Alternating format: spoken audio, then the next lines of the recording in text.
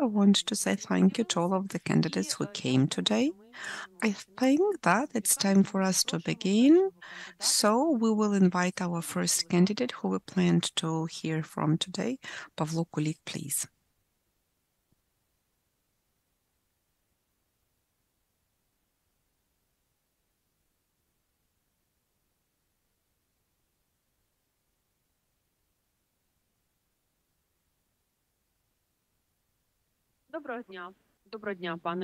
Good afternoon, Pavlo. We are glad to see you today. Thank you for being here with us today. The interview today, as you see, is done with 6 of the commissioners. You can see 3 of the people online. These are Matthew Murray, Alla Ivanovskaya, Laura Stefan. The remaining commissioners are here with you live. Special rapporteur on your case, Alla Ivanovskaya, she's online. We will be asking you questions. Alla will go first, then the remaining commissioners will add their questions.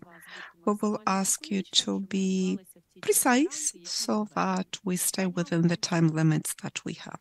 Alla, over to you. Good afternoon. Good afternoon, Pavlo. I would like to start our interview with the following question. Starting with 2016, you declare your members of the family, that's your mother, Stefania, your father, Alexei, and your 2 sisters. According to Article 46 of the Law of Ukraine on Corruption Prevention, the declaration has to include information about the incomes of those who declare or the members of the family. That should include the amounts of income, sources of income. In your declaration, starting from 2016 until 2023, you do not enter information about your family members. The clarifications that you sent to the Commission say that starting from 2017 to 2023, you did not live with these people. You will not obliged to note their declaration incomes in your declaration, so you were not interested in the incomes of those people. And information about our assets and incomes is not known to me. So, first of all, why do you declare you state your family members if you don't live with them? If you do live with them, then why do not you enter their incomes? Please, over to you.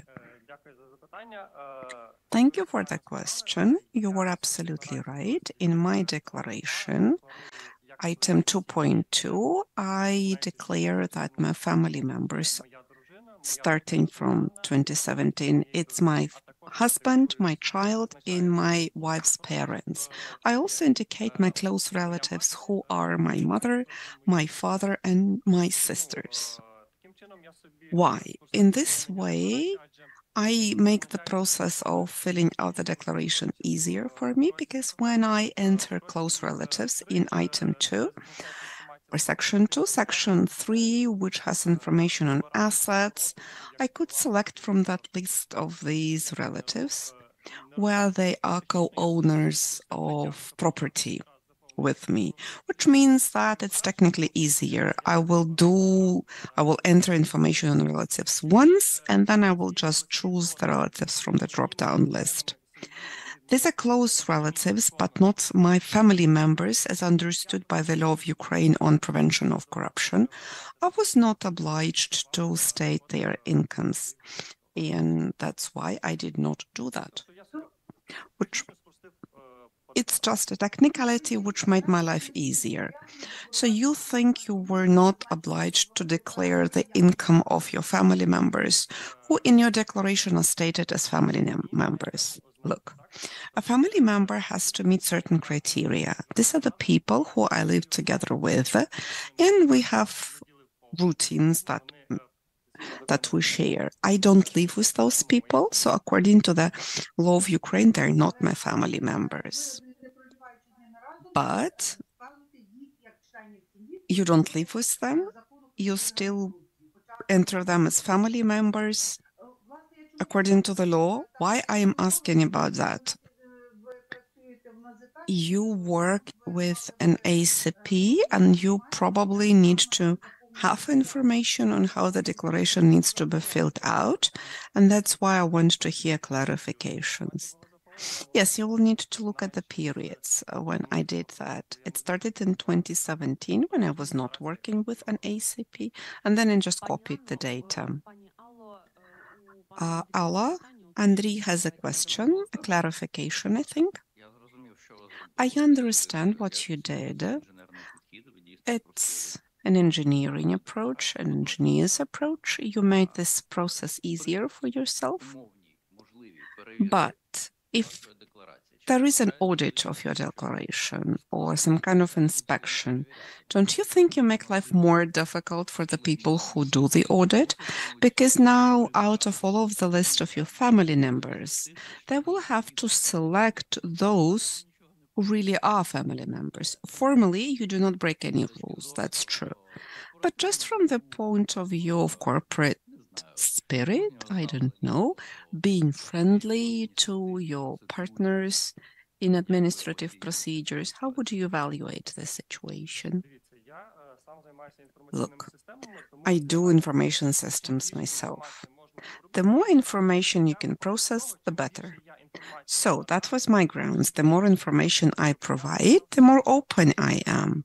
I thought that if I give more information, it's actually good and not bad.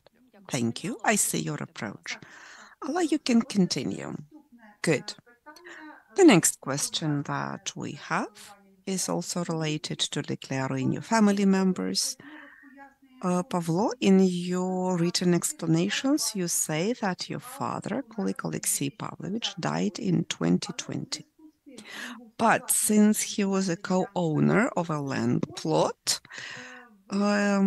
you continue to declare him as a family member subject for declaration in 2021, 22, and 23. At the same time, you note that in 2020, you and your relatives waived your right for inheritance in favor of your sister, Katerina Alexeyevna. I have a question. Why do you continue to declare your father, your deceased father, as a family member these 3 years? And when did Katerina Alexeyevna accept the inheritance? And if yes, then when exactly? Thanks for the question. I explained why I declared my relatives, because they are co-owners of this property, and that is why I mentioned them when filling in Article 3 of the declaration. That's exactly why I'm mentioning my father. Yes, but you said that in 2020, your relatives waived the inheritance in favor of your sister, Kulik Katerina. Did she accept it? Yes, she did. She accepted this inheritance, but you continued to declare your father. Just a second. So the question is, when she accepted this inheritance in 2022 or 2023, if you take a look at the information, she accepted this. In declaration for 2023, I mentioned my sister, not my father.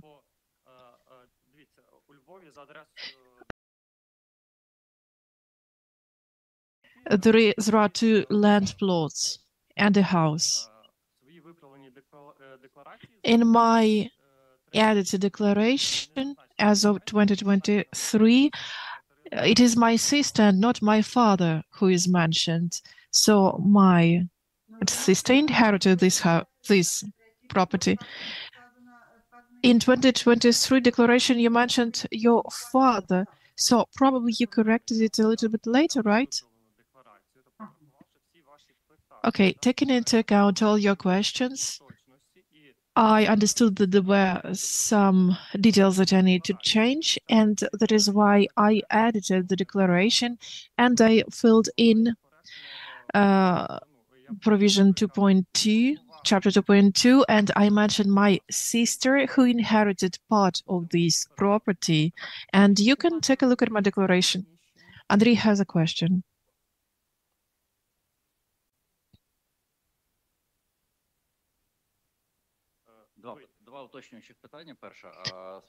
Two questions. First, your certificate to this inheritance, do you have it? Can you show it?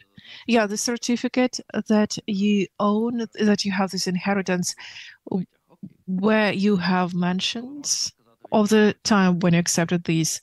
Yes, I have it. So when did you accept this inheritance? Can you tell us? Yes, I have an excerpt from this list. I have these documents online. That is why, of course, I can send it to you within this day, so until the end of the day. As for your relatives, deceased relatives who were mentioned on the declaration, we are not blaming you, and we understand that your approach from the point of view who filled in the declaration, when exactly, yes, we understand it. We understand your approach, because filling in same data each and every time, it doesn't make sense. But as for the deceased relatives, imagine this situation. For example, you or any other person who declares inheritance has inherited from someone who died 30 or 40 years ago when you were a child, for example, and you continue mentioning this person in your declaration. So this person has died many years ago, and he or she cannot be a close relative. So the question is how your colleagues shall understand, tell the difference between those people who died and those who are still alive. So in your opinion, how does it look like, and what are the opportunities to tackle such issues, to fill in declarations easily and not to create additional problems to the NACP? I think that such data must be mentioned, because even if a person has died, they are still co-owners of the property. Until when a person died, every civil rights and obligations, they are no longer valid, because this person has died. Well, it's impossible. They cannot be co-owners. In the documents and in the excerpts, they are still co-owners until this part of property are not inherited by someone else. So according to this register of property ownership, my father was considered co-owner of this property until my sister inherited it. So you mentioned those data which were there on the register. Yes, exactly, that's what I did. After there were changes in this registry, you started mentioning your sister. Thank you so much. Over to you. Okay, so please provide us documents that prove when exactly your sister inherited. Yes, exactly, I'll provide it to you. Next question. Since 2018, your wife, Kulik Lilia, has owned an unfinished construction project, an apartment with a total area of 64.68 square meters in Kyiv. According to the data from your wife's declaration, the value of the unfinished construction amounted to 1,521,710,000 hryvnias. What are the sources of funds for purchasing this apartment? The sources are the following. These are my savings, my wife's savings, the money that we earned since 2018, as well as savings of the parents of my wife. In my declaration, you didn't see reflected savings of parents of my wife in the amount of 14,000, and that's because I got to know about those savings in the end of May 2018, and that same year those money was spent. That is why I didn't mention them in my declaration as of 2019, because they didn't have those savings by the end of this period. Okay, thank you. But there is another questions related. In your written explanations to the Commission, you mentioned that in May 2018, on the occasion of the birth of your daughter, your relatives Sergei Timokhin and Vera Timokhina decided to transfer this amount of money, $14,000, equivalent in hryvnias as of 2018, to $387,000. According to Article 46 of the Law on Prevention and Corruption, information regarding gifts should be indicated only if their value exceeds 5 subsistence minimums. And for cash gifts, the supply of the amount received from one person or group of persons during the year exceeds 5 subsistence minimums established for able-bodied person as of January 1st of the reporting year. Do you agree that the transferred funds were a monetary gift to Kulik Lilia Sergeyevna from her parents, Timokhin Sergey and Timokhina Vera? If yes, why didn't you declare the receipt of the monetary gift in your declaration for the year 2018? Thanks for the question. I was expecting it, and I prepared better than you, because like the flow of money within members of the family is not considered a monetary gift. This is according to the legislation. So back then, my wife, myself, and my wife's parents were living together. We were members of the same family. And that is why transfer of money from one member of the family to another member of the family is not considered a monetary gift. For example, if I give money to my wife, it's not a monetary gift. And there are explanations of the NACP. No, we are not trying to attack you. So don't attack us in response. We are just trying to understand your train of thoughts, what you thought, and people watch us and people want to know. Okay, one more question.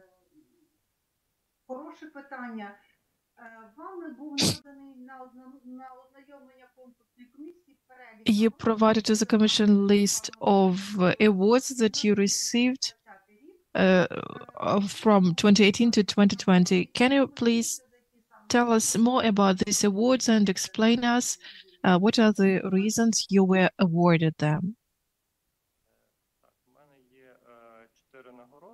I have 4 awards.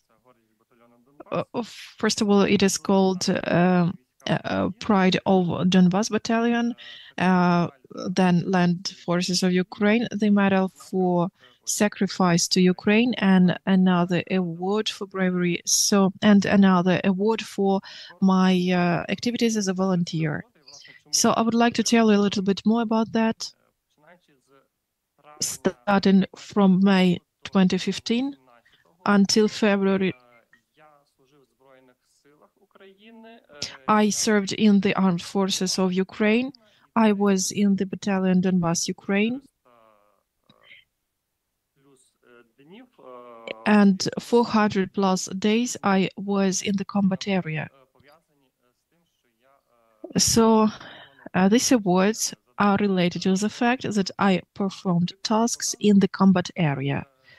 For example, I explained in written form that my position at the battalion was the head of the topographic service, so I had to provide maps for the battalion.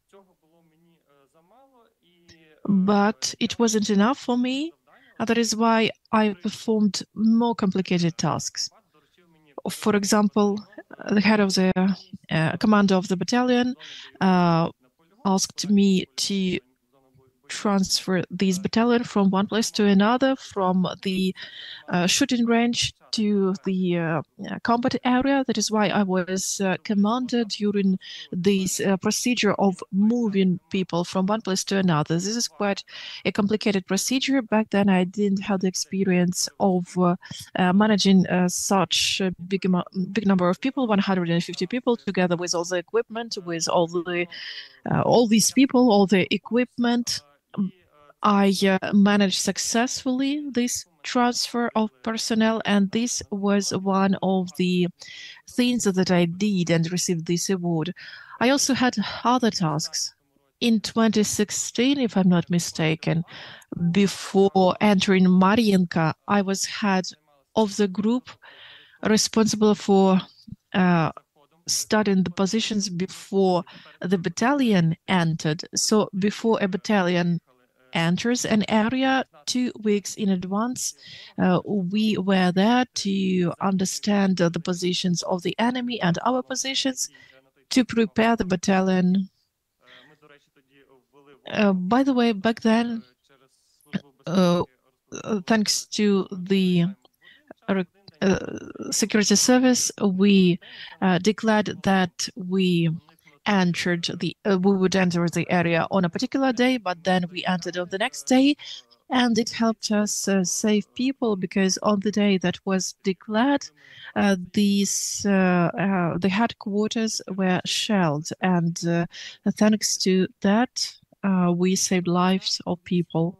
That's exactly why you received those awards. Yes, so these awards were for your combat experience. So you served from May 2015 during Ilovaisk events. You were not there. I was drafted during the 5th wave of conscription in May 2015. Back then I wasn't serving, but I was called to join the army for 3 months or 2 months. I was getting trainings in Kiev. After then, in the end of July, because it almost coincided with my birthday, I went to Shiroký Lan shooting range.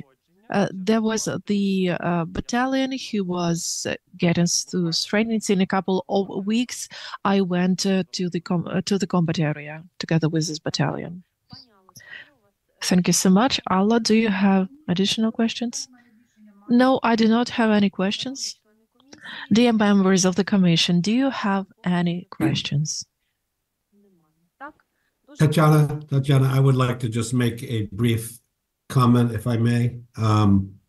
So thank you very much, Mr. Kulik, for your presence this morning and for submitting to these questions.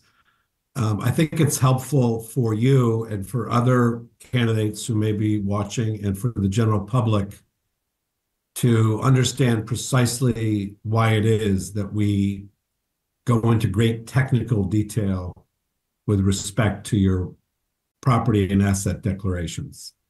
As my colleague Alla pointed out, we're not trying to catch somebody or attack somebody or any such thing. We're trying to obtain very important clarifications regarding a process which is technically at times difficult. This is a relatively speaking new process for Ukraine. There are, let's say, glitches in the system that are being worked out. You have, been in the middle of that as a public official. You've been submitting these declarations, so you know well how technically challenging it can be. And so we need to get these issues clarified. And further to that, sir, if you were to become the director of the NACP, this would be your responsibility.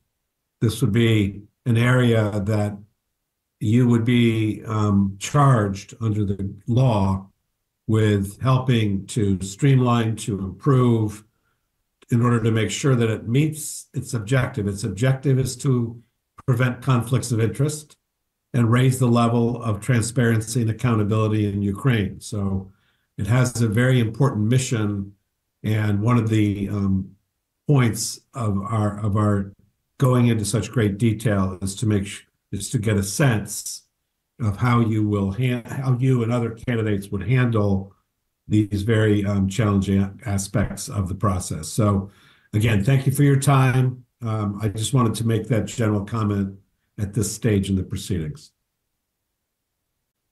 Thank you. Дякуємо вам. І дякуємо за вашу службу.